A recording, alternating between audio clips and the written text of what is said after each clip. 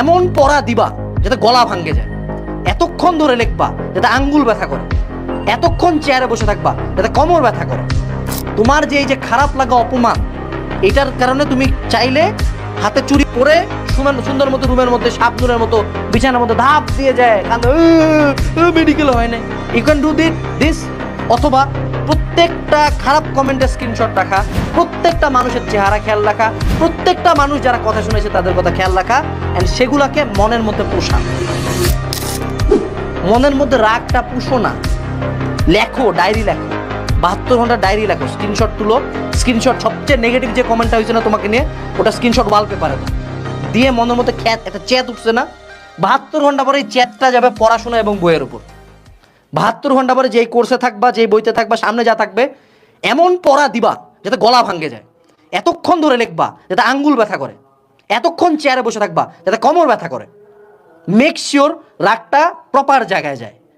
রাগের কারণে, দুঃখের কারণে হার মানে না, এটা তো খুব কোয়াইট ইজি জিনিস, খুব ইজি। গিভ আপ করা খুব ইজি, আমার মতো সুইসাইড করা খুব ইজি। একটা রিক্সাওয়ালা চালিয়ে কালকে সুইসাইড করতে পারে, ভ্যারি রিজন আছে তার কাছে, বাট সে কী করে? ফাইট করে। So be that guy, be that girl, fight করো, অ্যাঙ্গারটাকে জায়গা মতো কাজে লাগাও। আর মনে রাখবা, আমি যতই মোটিভেশন দেই, এই মোটিভেশনের মেয়াদ হলো 5 মিনিট। 5 মিনিট পরে আবার রিয়ালিটি কিক ইন করবে, খারাপ লাগবে, but that's the fun part, you do it anyway. লাইনটা কি? You do it anyway. আজকে তুমি চান্স পাও নাই, একটু তোমাকে খেয়াল করাই দেই তো। ওই যে অ্যাডমিশন টাইমের কয়েকটা দিন যে বাইরে ঘুরতে গেছিলা, খেলেছে না? ওই যে পুরো রাত যে ফোনগুলো স্ক্রল করতেছিলা, খেলেছে না? তোমার বন্ধুরা পড়তেছিল, তুমি তো স্ক্রল করতেছিলা। ওই যে প্রেম করতেছিলা খুবই, ওই যে অনলাইনে একদম বিশাল বড় হিরো হয়ে গেছিলা। ওই যে একদিন পড়ার কথা ছিল, পড়ো নাই। ওই যে এক্সামটা দেওয়ার কথা ছিল, দিতে গেলা না। ওই যে কোচিংয়ের কথা বলে বাইরে ঘুরে বেড়াচ্ছিলা, দিনগুলো খেলেছে না? ফ্ল্যাশব্যাকে যাও তো একটু, কি কি ফাঁকি দিছিলা, তাই না? সো ওই সময় তুমি কি করছিলা? তোমার ফিলিংসের দিকে তাকাইছিলা যে আজকে ইচ্ছা করতেছে না, তাই পড়বো না। You thought about your feelings. But আজকে থেকে ট্রাই করো, ফাক ফিলিংস, কোনো ফিলিংসের কিচ্ছু নাই, ভালো লাগতেছে খারাপ লাগে কিচ্ছু না, পড়বো।